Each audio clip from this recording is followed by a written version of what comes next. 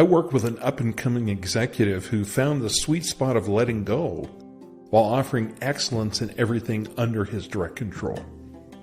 When it came to things out of his control, he would shrug and say, well, we'll see how that turns out. That's not my focus. When it came to things in his control, he didn't fret about that either, but delighted in putting his best foot forward without concern for the good opinion of others. He got outstanding results and lived in a type of peace that just couldn't be disturbed by anyone or anything. When I got to know him personally, he said that he practiced a weird mix of Buddhism and stoicism, wasn't really dogmatic about it. He told me that after being so stressed he nearly lost his life, he searched for a way to be effective while getting more done with excellence. Over the course of the months we worked together, he shared the principles and practices that helped him shift to a much better way to do life. And I'll share his insights on how to let go in this life-changing video. These are the 7 practices he taught me, and anyone can master them. Practice number 1, relax and release. This is a type of letting go meditation, the most powerful kind, according to Michael Singer, author of The Untethered Soul. It's simple but not always easy. Relax into the present moment of being aware. Notice what is there in your inner world. How to let go is like letting go of a rope in a tug of war. Release the pull of stress, emotions, like anxiety, beliefs, expectations, the past and the future. Just let go. Practice this many times a day and you'll start to see a shift in your inner world and eventually in the outer world. All right, friends, practice number 2, notice resistance and acceptance. When you notice resistance to a situation, open your hand as you would allow a butterfly to stay or go. Some will recognize this as a David Hawkins teaching. Of course, there are situations you don't like in life, but resisting them is wasted energy.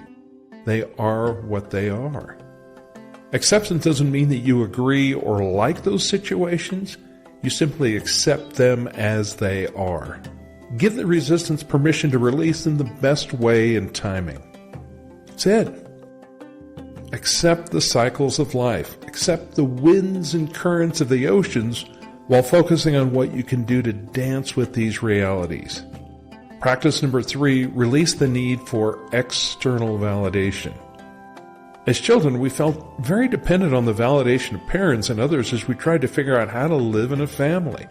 Even today, approval from others feel good, even a necessary part of life. The root of social anxiety is the need for external validation. Yet trying to control how others see you to gain approval plays into a life strategy that isn't sustainable. You can't directly control how others see you. If you're living in a place of offering excellence with what you directly influence, you can also let go of the need for approval. That's not to say that you ignore feedback, but you don't feel dependent on their good opinion. When you notice the energy of external validation, give it permission to release. The best way is you relax back into a focus on excellence with what you directly influence.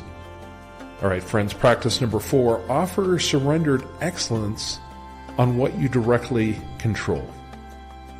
We've been talking about how to deal with our inner world up to this point, yet practice number 4 is vitally important. Surrendered means that we've relaxed into what we can control and release the need for it to be anything other than our best work. Excellence is the loving act of giving your best in everything under your direct influence. Life is like a sailboat on the ocean. Winds and currents are what they are, and you react to them with as much capacity, excellence as you can without stressing about what you can't control. Practice number 5, outgrow the plateau. My high-performing executive friend was passed over for a promotion he wanted. One night after work, he shared with me the disappointment he felt because he wanted the position. But then he smiled and said, I realized I was focused on something I didn't directly control. Then he smiled and said, but what I do control is my own growth and development. So I decided to put my energy there rather than resent the decision. In life, we all hit doldrums where the winds and currents leave us in a place that makes us feeling stuck, or if you prefer the mountain climbing analogy, we're on a plateau. You can complain, or you can put your energy into what matters, and that's your own growth and development. Seek to outgrow the plateau rather than complain about the situation. The famous psychologist Carl Jung, in an interview at the end of his stellar career, said that the patients who improved didn't really solve their problems because these problems were fundamentally unsolvable. Jung said he noticed that they got interested in a point on the horizon, a vision for themselves, and they ended up outgrowing their problems. Focus on growth when you hit a wall. Feel like you're stuck or aren't seeing progress, because growth is in your control and might be the only way to deal with a fundamentally unsolvable situation. Practice number 6, cultivate a rich inner world. I realize this sounds vague, so let me flesh out the specifics of cultivating a rich inner world. When you release and relax, you give yourself permission to see what's clearly going on in your inner world. Disidentify with the energies you notice, your thoughts, beliefs, and focus. Because you can notice them, you are not your thoughts, your beliefs, or even your focus. You see the difference? You might notice that person living rent-free in your head, right? Just notice that, you're focusing on a situation you don't like. It is what it is. Allow yourself to see it all just as it is. Some teachers say that allowing your inner world to be as it is all there is to do, and this is very powerful. But I've also found that by asking 3 questions, it's very useful in cultivating and shaping your inner world. And it helps rather than hinders your ability to do life with excellence. So the first question is, what is there? What's going on in my inner world? Check in right now. What's going on in my inner world? Good. Now the second question is, can I also see or sense light, love, spaciousness, authentic power, peace, etc.? So, first question is, what's there? Check in. Can I also see or sense light, spaciousness, safety, all those things? I love this also and question because regardless of what I'm experiencing, I can also see or sense these other things that by asking shift my inner experience.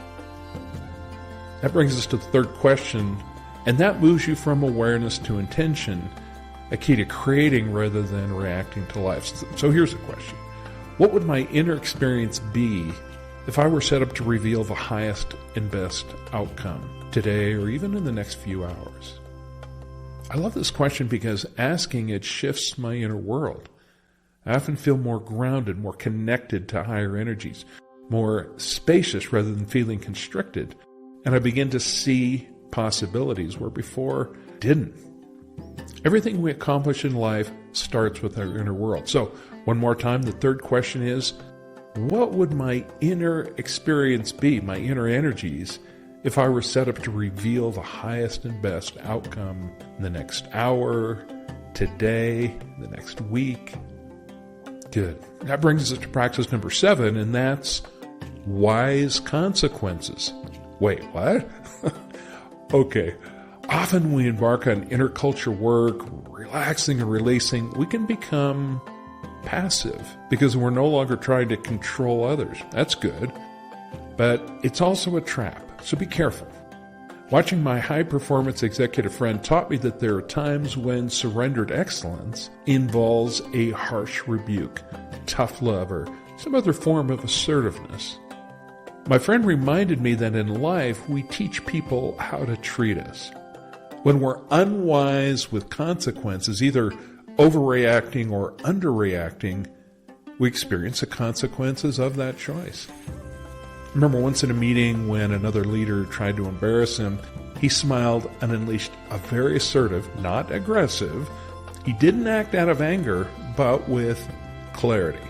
Releasing the need to control didn't show up as passivity, but in this case really was the wisest response, with its very assertive defense of the facts.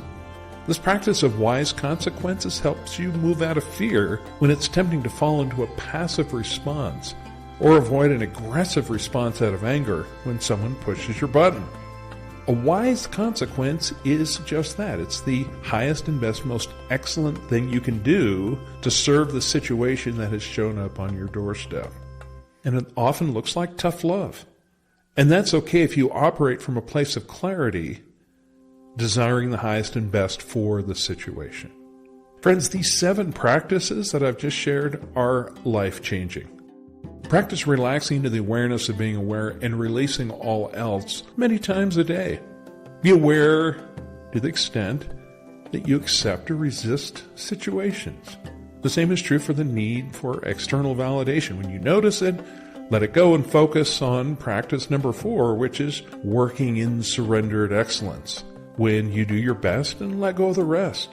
When you focus on outgrowing the plateau, you're giving your energy to what you can control rather than falling into the trap of complaint or victimhood. All of the practices we've discussed help to cultivate a rich inner world, but especially when you ask the 3 questions of what is happening? Can I also see or sense greater resourcefulness? And what would the best configuration of energy be to reveal the highest and best for this situation, for this day? And finally, wise consequences means that we act not out of fear or anger, but in service of the highest outcomes for the situation. This often looks like tough love, and that's awesome. Speaking of awesome, subscribe to the channel if you haven't already. Thank you for joining us at the Change Capability Institute today.